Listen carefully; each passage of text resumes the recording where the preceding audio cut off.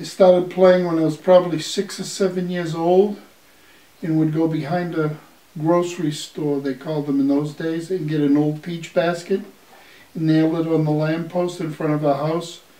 And we just use a small rubber ball because we didn't have a basketball yet.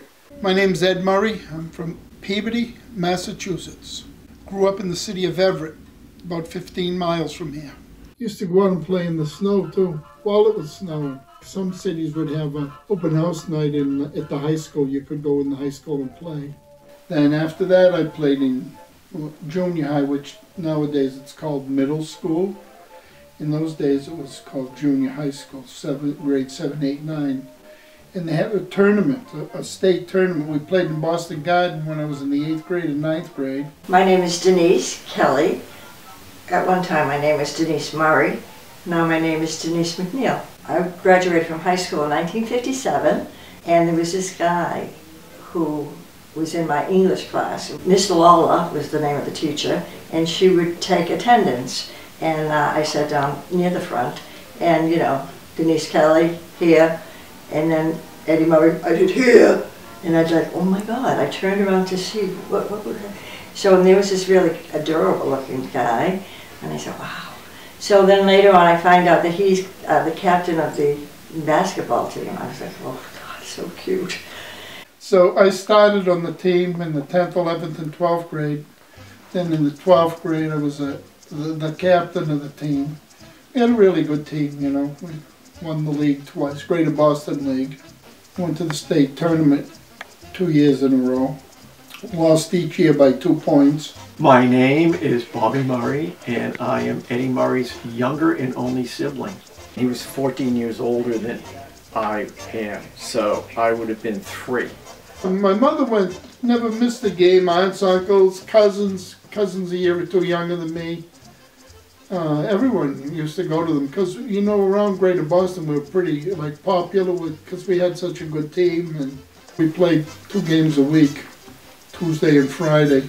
Eddie Murray was the biggest star that Everett High School ever had as far as basketball goes, and he was a phenomenal player. If it were today and he were playing basketball like that, he could be in the pros. In the wintertime, there wasn't much else to do. A lot of people would go out and watch the local high school, so even though there was a gym at Everett High, they would play the games, a lot of the games at the Everett Rec, which had much larger capacity. And I remember, even though I was 3 or 3.5 years old, being at those games, and just knowing that there were a lot of people and it was very noisy, but I was also bored because I was 3.5 years old. I was the oldest of 29 grandkids. No one had ever gone to college, and you know, it wasn't like you had some guidance towards that. So he got originally a full scholarship to St. Michael's College in Vermont. It was called the Small Ivy at that point. They had a big basketball culture in these sub-Ivy leagues. And he didn't like it there because of the fraternity system, so he transferred. He got a scholarship to BU, and he didn't like BU because he said it was filled with communists, because he saw Joan Baez playing in a coffee house, and like the politics in BU were way too radical for him, so he left BU. But anyway. And my sophomore year I transferred to Salem State University, and during winter break, it was during Christmas vacation, between Christmas and New Year's, I went to the library. It was within walking distance of the house. On a weeknight, cold weeknight, and it was right after Christmas. It was around December 29th. Before I started my studies, I was reading the newspaper because, you know, all the libraries have daily newspapers. And I was reading about this game at Boston Garden. The Harlem Globetrotters were going to play the New York Giants, New York football Giants, who were touring the East Coast. They had just lost the Super Bowl that previous Sunday to the Baltimore Colts. Ellen Amici dives through a huge hole, and the game is over.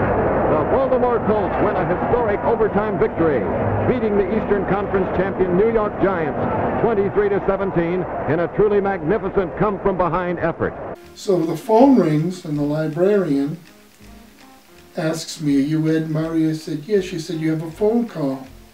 And I said, "I thought something bad happened." My father said, "You just got a call from Johnny Della Sola from the New York Giants.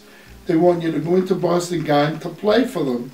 The football players would play basketball in the wintertime to make extra money because they were not paid like they are nowadays. I mean, these are people who went from, you might be in New York and you take a bus to go to Detroit for a basketball game. He said, "We need a guy that can shoot, that can put the ball in the basket. So he wants you to go over. You just go to the, I don't know if it was a player's entrance. You go to the player's entrance. There's a security guy. He'll have your name on the list, and you tell him who you are, and you come in. We have a uniform for you, and so forth." I told my mother, I said, "Oh my God, Eddie's going to play against the Harlem Globetrotters. I'm going to go." She said, "No, you're not." I said, "Oh." And I don't know what her reasoning was at that point, but I managed to convince her that I should go, and because it was a really, really big deal. It was at Boston Garden, and so I did go in.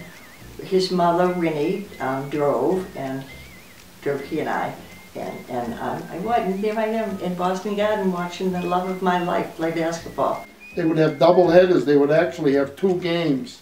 So that night, the Globetrotters played the Giants, and the Celtics were playing the Syracuse Nationals. Syracuse had an NBA team at that time. So it was a big doubleheader. The place was, you know, standing room only in Boston Garden. And I went in there, and I went out on the floor, and I played under the name of one of the other players. Because back in those days, everything was different. If you played in a professional game, you couldn't play in college anymore. You lost your amateur status. So I played under the name of Don Maynard. He played in West Texas State. He was about my height at the time, and shape and weight and everything. Friends of mine, guys I played with and against, were there. In those days, they had these thing called crew cuts. They had these very short hair. And the whole thing about a crew cut was to train your hair to stand straight up. So your grandfather had this nervous tick. He still has. He has lots of nervous ticks. But he had this one where he used to go like that with his hand all the time. I mean, it was unbelievable. And as soon as he did that, you could hear this voice from the stand, "Murray, we know it's you, you know, you can't fool us, that's not Don Maynard," you know. So it was funny, it was a funny thing, you know. They were a really good team because they were in the Super Bowl. But them being from New York and me being from Boston, we were always rooting against them. And I couldn't tell these guys, "Hey, last Sunday when you lost, I was rooting against you." They thanked me for coming. They said, "Oh, thanks for coming and help us out tonight," you know. It didn't intimidate me at all. And being with those guys, they were just regular, welcoming guys. No, they won. Globetrotters won, but I don't know what the score was. We broke our necks to win, but, you know, the competition was too keen. There's Wilt Chamberlain, of course. You can see how big he is. Just see the stretch of his arms, and just check the elongation of his biceps. How just solid muscle. He was solid as a rock. And he was the tallest active basketball player in the world at that time. I think he was 7'1". They changed the game because he was so dominant. They changed different rules, like you couldn't stand under the basket. But that was me right there.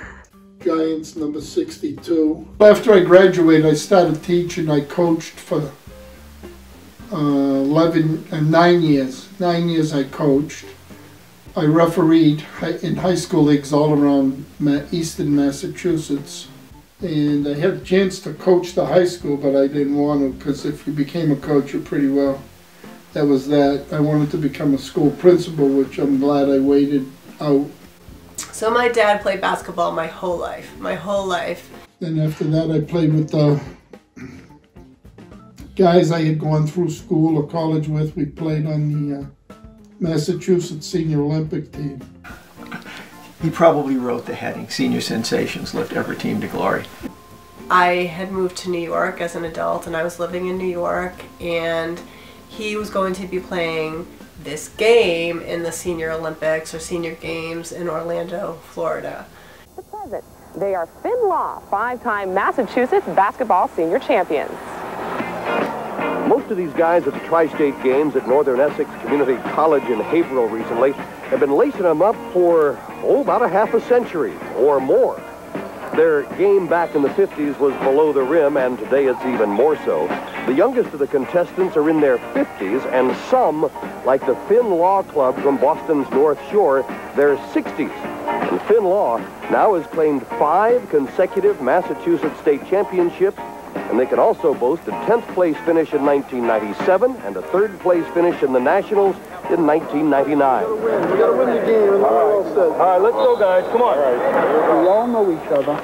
We play hard, and we just put in extra effort. We've played like that our whole life. Growing up in Everett, you had to give the extra effort. Sumner Bean, myself, Eddie Murray, and Bob Sansone, we all played together at Everett High School. And that sort of makes us unique, that we were able to get back into it and rejoin ourselves together and form another team. He's not really a person who asks for things, so I don't know that he asked me to come, or if he said he was going and I said, oh, I'd like to come and watch you play.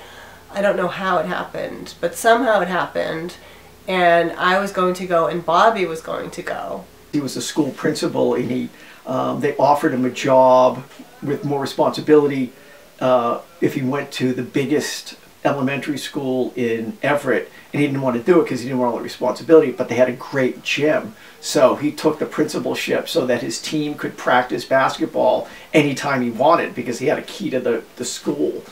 The coach, the owner, the sponsor of this team, Mr. Finn, was saying that you are probably this team's leading scorer. That's possible. He was like 13 for 15 shooting 3-pointers, and the other guys on the team had scored 3 points.